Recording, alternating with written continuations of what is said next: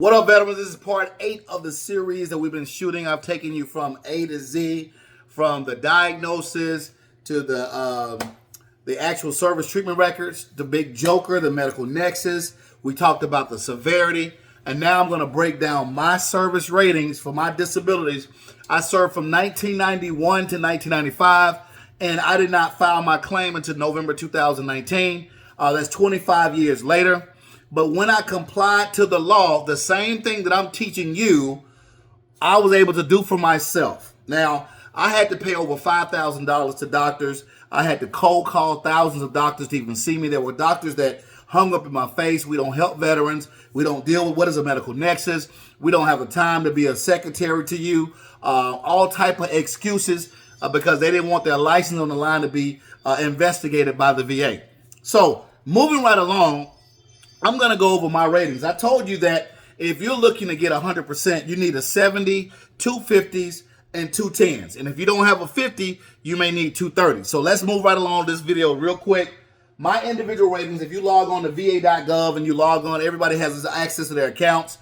This will go over the service-connected ratings. I have a 30% rating for tinea versicolor. This is a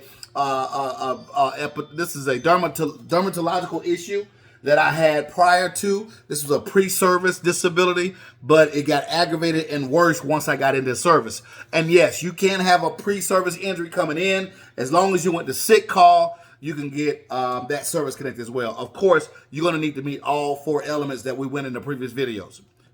Okay, so, all right.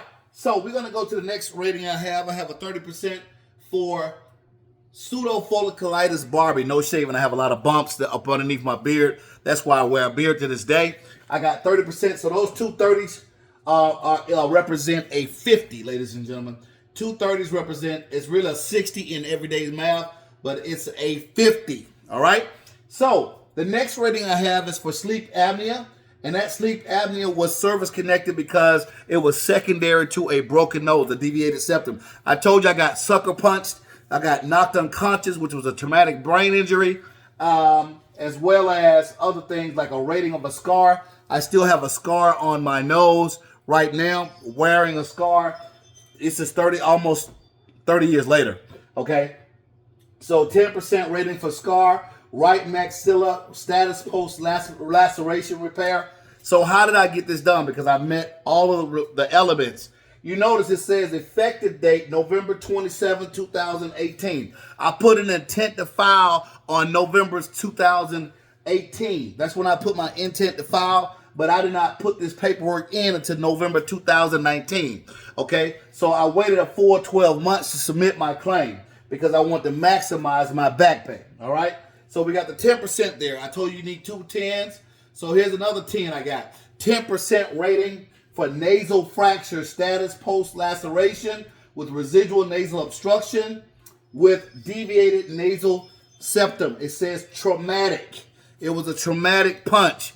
It was the best punch in the business, almost as best as Mike Tyson. I'm not trying to be funny, but it was a good punch. He knocked me out of conscious, but he caught me from behind, so it was a sucker punch. I wasn't looking, and he knocked me out, so there we go. I'm glad he did, by the way, for the record, because that gave me the sleep apnea secondary to the deviated septum. Okay, moving right along. All right, we have a 70% for post-traumatic stress disorder with major depressive disorder and alcohol use disorder. Yes, I dealt with a lot of depression, still deal with a lot of depression, and it's kind of hard to talk about. I get choked up about it, is that I was homeless, in and out of homelessness for 8 years. I had a lot of things going on with me undiagnosed.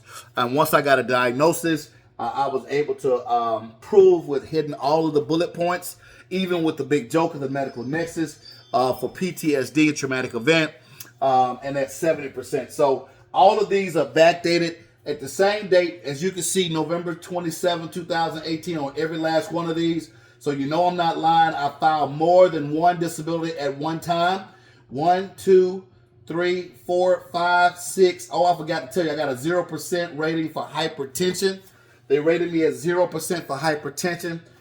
So I filed 11 disabilities. Some of the money I ran out of to get the Nexus, so I was only qualified to get for 1, 2, 3, 4, 5, 6, 7 disabilities. They said in the annual benefits report there was about 377,000 veterans who got granted this disability rating in 2023, and they had 6 or more disabilities. So you can see there the 6 or more. I had 7.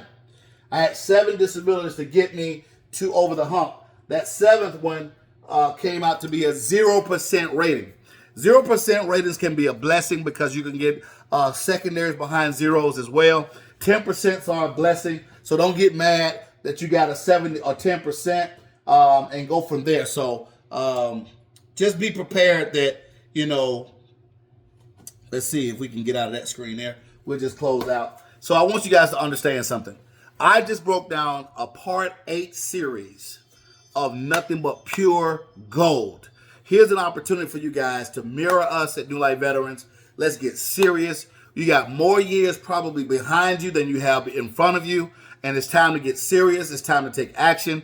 And it's time to get you a high value claim. If you need a high value claim, I want you to just go ahead and click the link below. It should be a web address, newlifeinsider.com. Let's do a free consult and let's do it today. Talk to you soon.